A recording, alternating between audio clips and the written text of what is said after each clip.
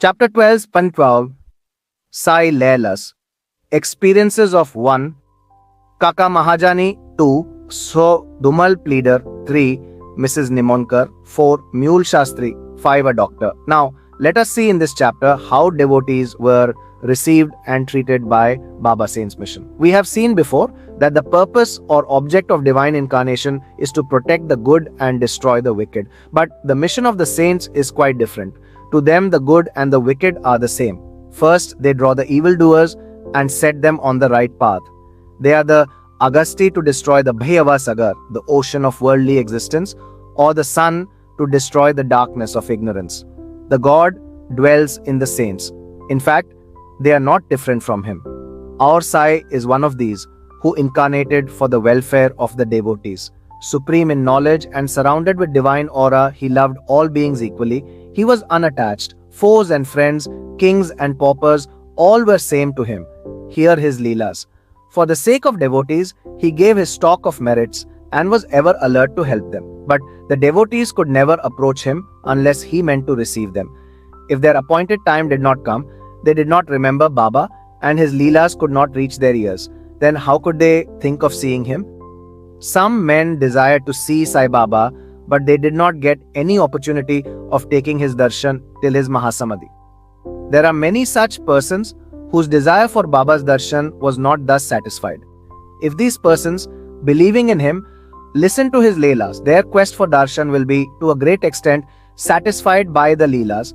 Even if some persons went there by sheer luck and took Baba's darshan, were they able to stay there longer? No. Nobody could go there of his own accord, and nobody could stay there longer if Baba did not wish so. They could stay there so long as Baba permitted them to stay, and had to leave the place when asked to do so by him. So everything depended on Baba's divine will. Kaka Mahajani went to Shirdi from Mumbai. He wanted to stay there for 1 week and enjoy the Gokul Ashtami festival. As soon as he took Baba's darshan, Baba asked him, "When are you returning home?" He was rather surprised at this question, but he had to give an answer. He said that he would go home when he ordered him to do so. Then Baba said, "Go tomorrow." But Baba's word was law and had to be obeyed. Kaka Mahajani therefore left Shirdi immediately. When he went to his office in Mumbai, he found his employer anxiously waiting for him. His Munim, the manager, suddenly fell ill. Hence, Kaka's presence was absolutely necessary. He had sent a letter to Kaka at Shirdi, which was redirected to him at Mumbai. Bhau Saheb Dumal. Now, listen to another story. Once, Bhau Saheb Dumal was going to Nifhat for a case. On the way, he came to Shirdi, took Baba's darshan and wanted to proceed to Nifhat immediately. But Baba did not permit him to do so. He made him stay at Shirdi for a week or more. In the meanwhile, the magistrate at Nifhat suffered intensely from pain in his abdomen and the case was adjourned. Mr. Dumal was then allowed to go and attend to his case. It went on for some months and was tried by 4 magistrates. Ultimately, Mr. Dumal won the case and his client was acquitted. Mrs. Nimonkar, Mr. Nanasaheb Nimonkar, Watandar of Nimon and honorary magistrate, was staying at Shirdi with his wife. Mr. and Mrs. Nimonkar were spending most of their time in the masjid with Baba and serving him. It so happened that their son fell ill at Belapur and the mother decided, with Baba's consent, to go to Belapur and see her son and other relatives and stay there for a few days. But Mr. Nanasaheb asked her to return the next day. The lady was in a fix and did not know what to do, but her godsai came to her help.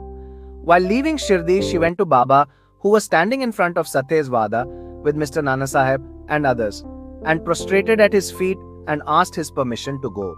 Baba said to her, Go quickly, be calm and unperturbed. Stay comfortably at Belapur for 4 days, see all your relatives and then return to Shirdi." How opportune were Baba's words.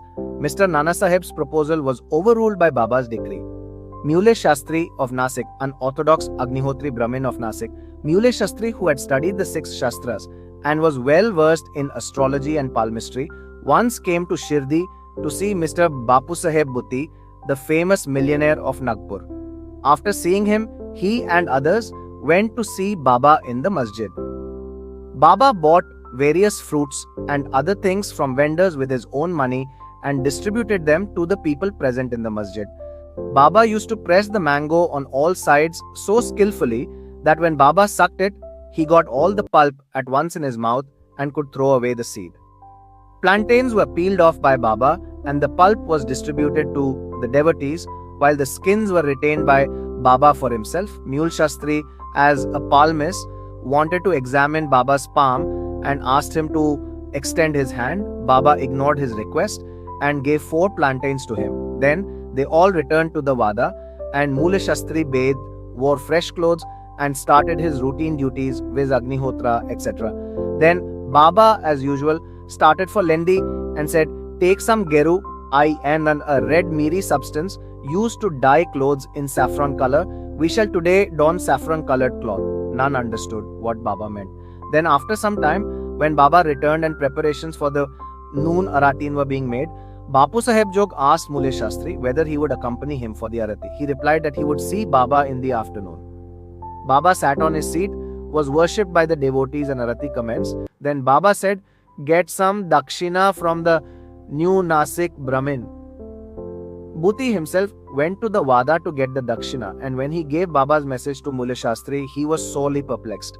He thought in his mind thus, "I am a pure Agnihotri Brahmin, why should I pay dakshina?